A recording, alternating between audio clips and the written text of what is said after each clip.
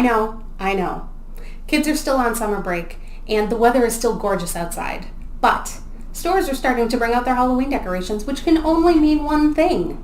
Harvest season is here, and Lughnasadh is upon us. Maybe you've never celebrated Lughnasadh before. Maybe you don't know what you're doing. Maybe you have to celebrate incognito or on a budget. Today we're going to talk about 7 different ways to celebrate the holiday that aren't about baking bread. So let's get started.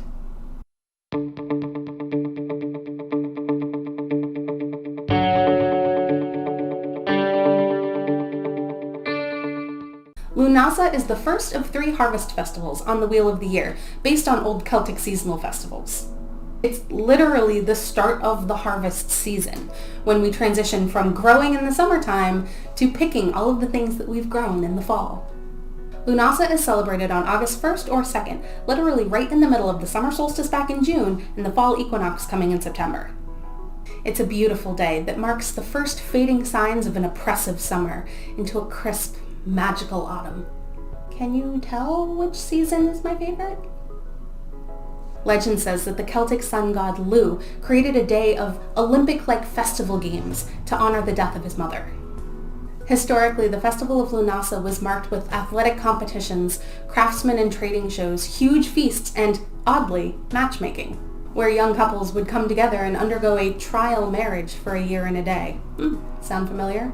However you celebrated it, it was a day that was widely acknowledged throughout Ireland, Scotland, and the Isle of Man. What's the difference between Lughnasadh and Lammas? Lughnasadh and Lammas are extremely similar celebrations. They even share a same day, and they're often used interchangeably by Wiccans.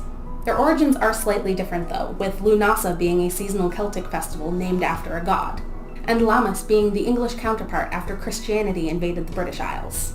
Lammas literally translates to loaf mass, and that's where we get all of the heavy bread associations with the day. What does Lughnasadh represent? Lughnasadh is honored as the start of the harvest season and the death of summer, both literally and metaphorically. Harvest celebrations often involve an initial feast to celebrate the toil of working the land. Think of Lughnasadh like an earlier version of Thanksgiving. We gather together with friends and loved ones, we eat lots of really good food, and we talk about abundance and things that we're grateful for. As a harvest holiday, Lughnasadh is all about basking in the glory of hard work and the rewards that come from that. It's a time of year where we reap what we sow and show gratitude and acknowledgement for all of the hard work that we've put into whatever it is that we do, whether it be personal lives, professional lives, or even spiritual progress. We also use this time to show reverence to the land that literally supports us and gives us life. And we show gratitude for the abundant prosperity that comes along with doing the work, whether it's literally harvesting crops from a garden or more metaphorical, as in personal growth or spiritual connection. In part because of this symbolism, celebrations have started to make a comeback in Ireland and Scotland as cultural festivals, marked with festivals, fairs, and local pilgrimages. Finding it difficult to connect with Lughnasadh. Lughnasadh is closely tied to the changing seasons, which is something I can get behind, but it's a day I've never really felt a strong connection to. I don't know about you, but up here in northern New England, we're not exactly preparing the land for winter yet. If you live in an area where the season hasn't quite caught up with traditional celebrations, and let's be honest, climate change means we practically all do, you can still honor the essence of the season by showing gratitude for the earth and to your own personal work. You can also use this time to start thinking ahead to your own spiritual winter. Make a plan to start doing some shadow work, or really get introspective this harvest season. Ideas and ways to celebrate. Suggested celebratory practices for Lughnasadh are often conspicuous activities like baking your own bread from scratch, making corn dollies, burning effigies in bonfires, and harvesting from your gardens and local lands. These types of activities are all over the internet, but they aren't always easy to pull off. Maybe you practice in secret and can't exactly go dancing around a bonfire. Maybe you live in someone else's home and can't decorate for a holiday that they don't celebrate. Maybe you're a bit strapped for cash and can't afford to go all out this year. Maybe you cannot for the life of you figure out how to make a corn dolly, despite having multiple people show you and watching tons of YouTube tutorials, and you feel like a failure of a pagan, or maybe not. There are plenty of ways to celebrate the start of the harvest season that take little to no cash and can fly under the radar, so no worries. 1. Don't make bread. Make buttered popcorn. Lughnasadh is the day of the grain harvest, so naturally everyone's first suggestion is to bake bread. But even if baking bread isn't costly, it can sometimes be tricky and time-consuming if you don't know what you're doing.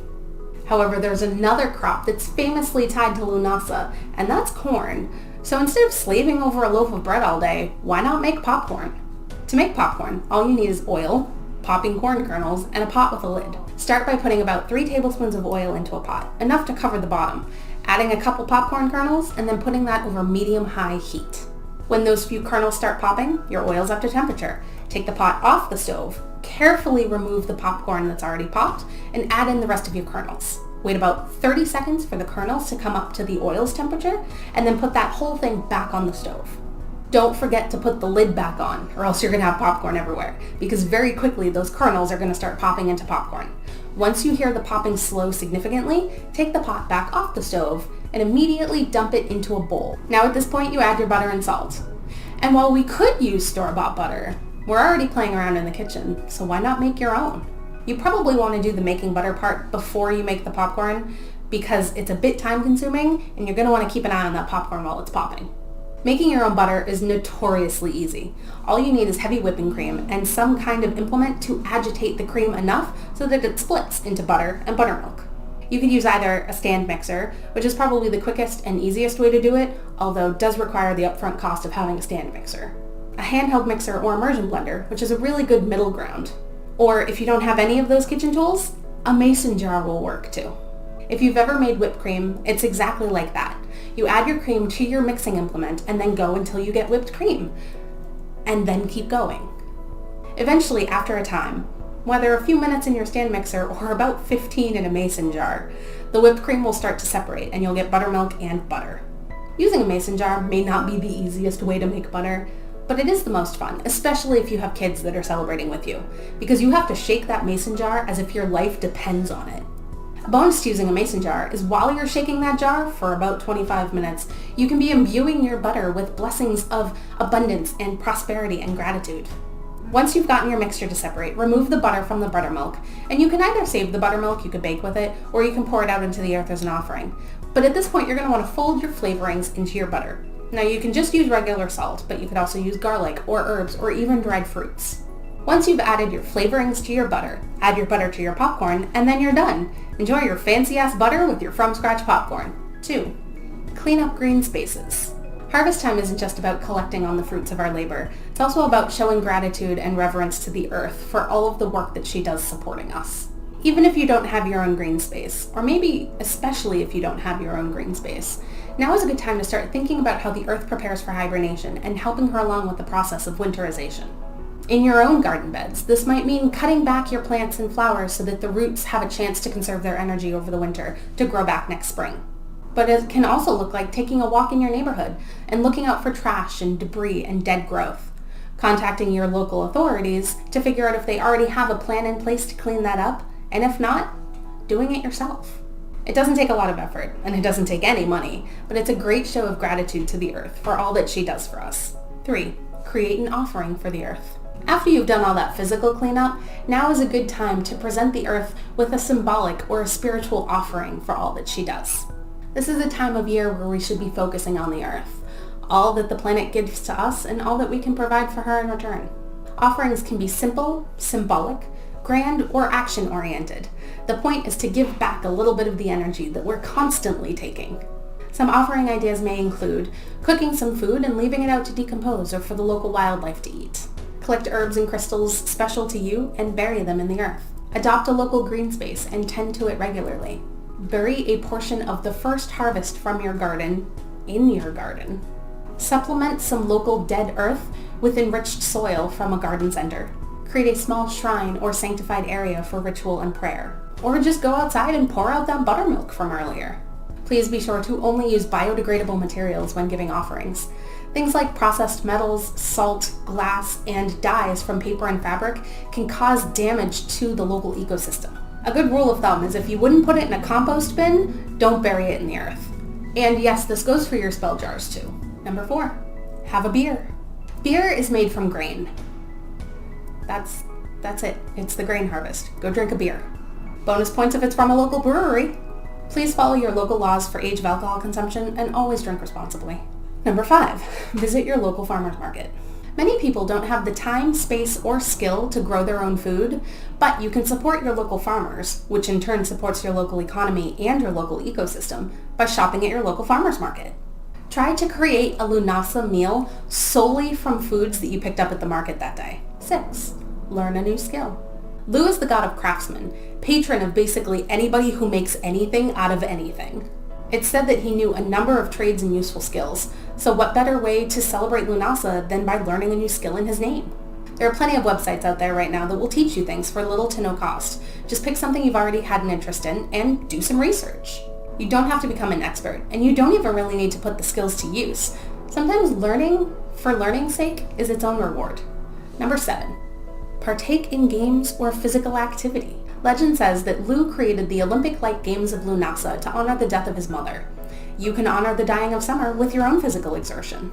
Get some friends together to play a game of kickball, go for a hike, learn how to log toss. The possibilities are endless. Pair the gathering with a potluck feast and you've got yourself something that resembles a traditional Lughnasadh festival. Celebrating Lughnasadh doesn't have to be involved or obvious.